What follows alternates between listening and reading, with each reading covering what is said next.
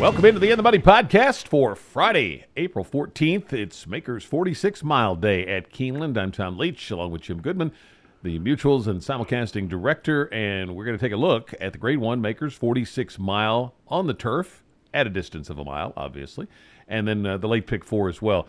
In the Makers, Jim, this is a nice field. You got some California shippers, some horses coming off layoffs that look strong. Who did you land on? Yeah, I have a hard time saying the Makers 46 Mile because I think no horse can run that far. It's like Makers Mark Mile sounded better, but when they changed it to Makers 46, I understand it's a little bit different bourbon, and they want that name, but it still seems like the Makers Mile to me.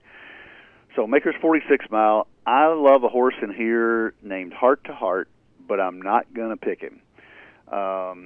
It seems that when we look at Heart to Heart, and it seems like we've featured him on a lot of podcasts because he's obviously always running in stakes races, the feature races of the day, and he's just a class horse. He's made over $1 million. I don't think this race sets up well for him because there's too much other speed between Western Reserve on his outside and particularly What a View on the inside, shipping from California from the Frank Kilroe.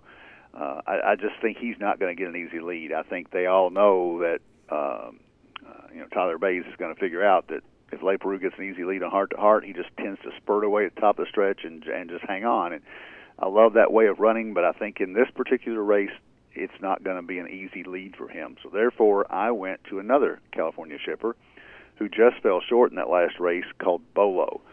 Mike Smith comes in to ride. Very consistent horse. They actually had it on the Kentucky Derby Trail, and they figured out late in his life he was better on the turf, and he's been really good. He's 5 for 14 lifetime. Won the Arcadia over What a View and Conquest Enforcer, another horse that I kind of like in here. But I'm going to take Bolo to come from off the pace. I think it sets up perfectly for him in the 4-hole, and I think What a View is going to cut out a pretty good fraction with Heart to Heart, and they're not going to hang on, and I'm going to take Bolo to close. I also, Conquest Enforcer is owned by Luch Racing Stable, and Ron Palucci's coming in for the race, and I think this horse could take a step up and compete. Only got beat by 3/4 of a length by Bolo in the Arcadia. Didn't run as well in the Frank Kilroe Mile and drifted in a little bit, so I think that horse has a shot.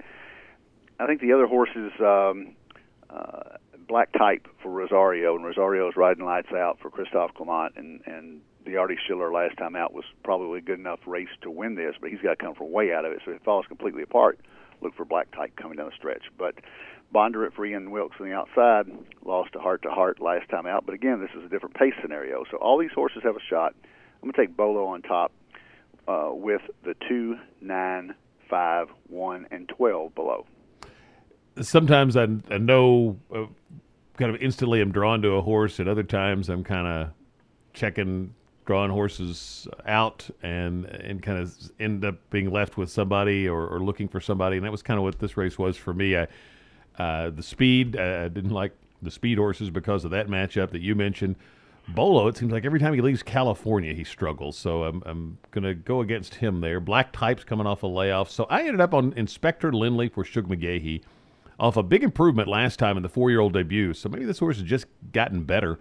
It was good last year. He's going to have to kick it up a notch for a Grade 1, but the 102 buyer last time suggests he's capable of doing it. 3 Bullet works off that. And then Pletcher has one in here that Johnny V rode last time, and yet Johnny V stays on Inspector Lindley, which I thought was interesting. So I'm going to take Inspector Lindley in here, but definitely want to spread out in the pick 4. As far as this race, Inspector Lindley, I'm going to key in exactas with the 2 speed horses, What a View and Heart to Heart, Black Type, and then maybe American Patriot and Bolo as well. But this is a very contentious edition of the Makers 46 Mile. The pick 4 starts in the 7th race on Friday, and it's tough. I couldn't find – it was no obvious singles, let me say that. So I ended up taking one on the first leg. And sometimes when it's like this, if I'm going to play a pick 4, it becomes like, okay, I don't want to invest that much in it. Let me just take a stand early, and if I'm right, I'm alive, and if not, I haven't gotten myself into too big of a hole. So I'm going to take Antono, the 11. You got Chad Brown, Javier Castellano, and Judd Mont. And in a race where I don't have a strong opinion on anybody else, that trio of connections I will go with. 7, 3, 1, 5, 13. I could make a case for any of those. So rather than go that deep, I'm just going to single Antono the 11. In the 8th race, I like Shug's horse in there to promote because he won first time out last year, and that's not something that Shug normally does at 6 furlongs, and this horse did. So I think there's some talent there. It was off for a while, and then last time, second time, this is the second start off a layoff, and he had trouble in that first start back. So I think he could improve, but Starship Zeus, Scarf It Down, and Star Hill are the others I like. I'm going to take all the ones I mentioned in the Makers 46 miles. So that's 6 horses, 8, 2, 9, 1, 3, 4. And then in the last leg, Bosaventa, the 4, the 5 last stage, and the 12 Burgermeister, just because the Eddie Keneally barn's been a little hot to start the meet, and I'm going to throw them in there. So 11 in the first leg, and then I'm using 4 horses, 6 horses, and 3 horses. How about you? Sometimes we agree, sometimes we don't agree. Today we don't agree, so I looked at it a little bit differently. First race, I didn't find a single. I didn't come close to finding a single. I did use your horse, but I'm also going to use Vagabond Princess, the 5, Gone Away, the 6, In Charge of Me, the 7 for Shug McGahee would be my top choice in here. The 8, Burma Road, and your 11 horse, Antono. Simply because Chad Brown in Castellano hasn't raced over here, raced in France last time out, and has been off since August. So first time North America, question mark, but I understand why you would like that horse. The second race is one that I took a stand on with a horse that you did not mention. I saw this horse run at Oaklawn Park the last couple of times, and he's been extremely impressive, even though he didn't win last time out. Flattened out a little bit at a mile and 16th, drops back to 7 furlongs. I really like that angle. Big Red Rocket to 4 for Al Stahl and Corey Lannery. I think that the other horses have question marks. Curlin's Vow is good, Star Hill's good, but Star Hill's been off for a while, and Curlin's Vow didn't run very well last time out after a bad start. So I'm going to take a stand just like you with Big Red Rocket in the second race with the 4 horse. If I miss it, I'll play the late double. So.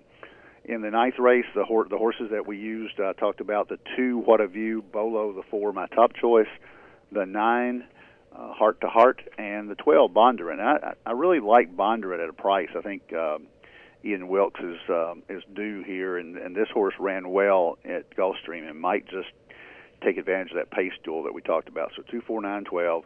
Then the last race, I didn't really have a feel. I got 5 deep. The 2 Perfect Partner and the 3 Higher Factor first-time starters that look like they've been training well.